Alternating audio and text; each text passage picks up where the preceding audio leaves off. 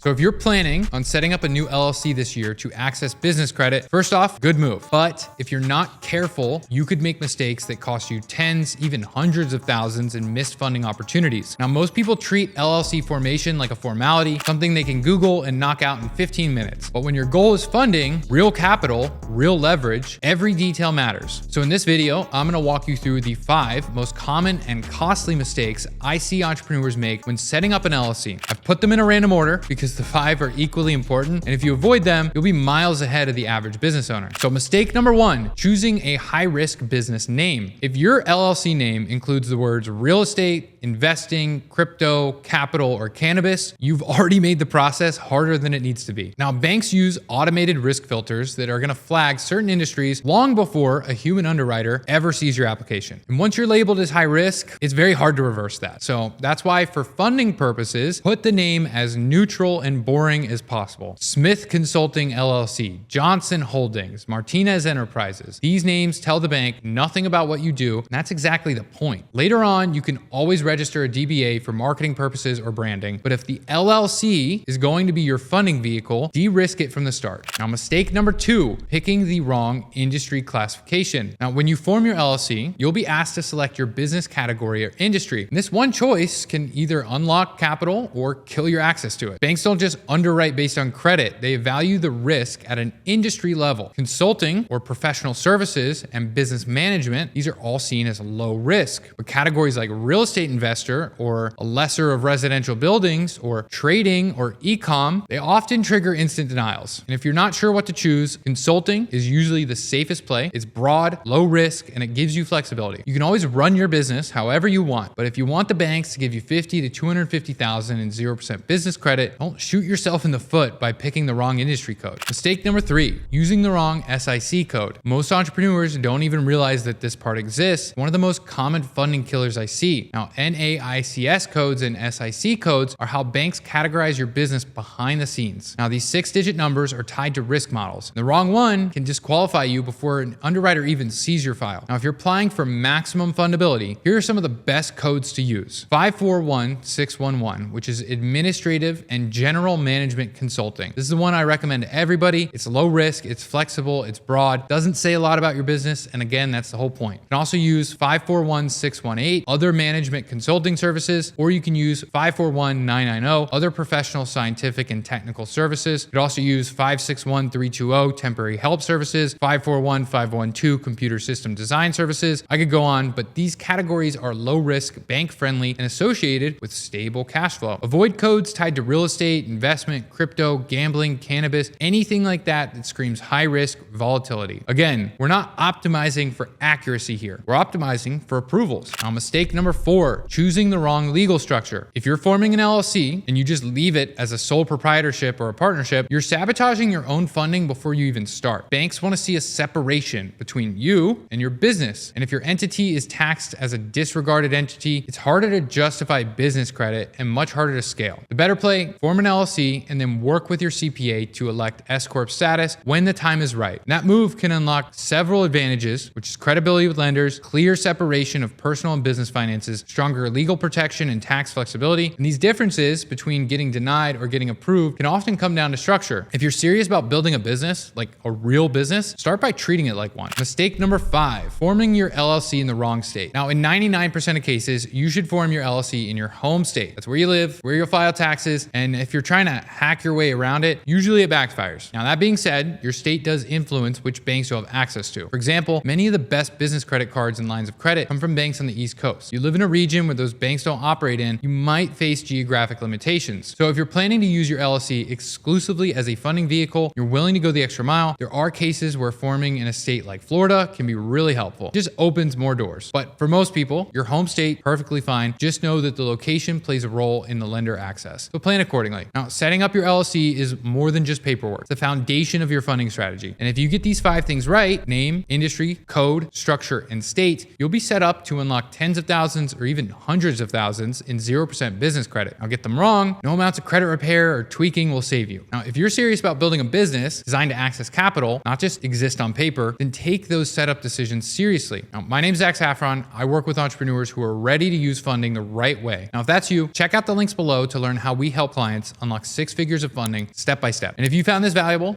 drop a comment. I'll see you in the next video.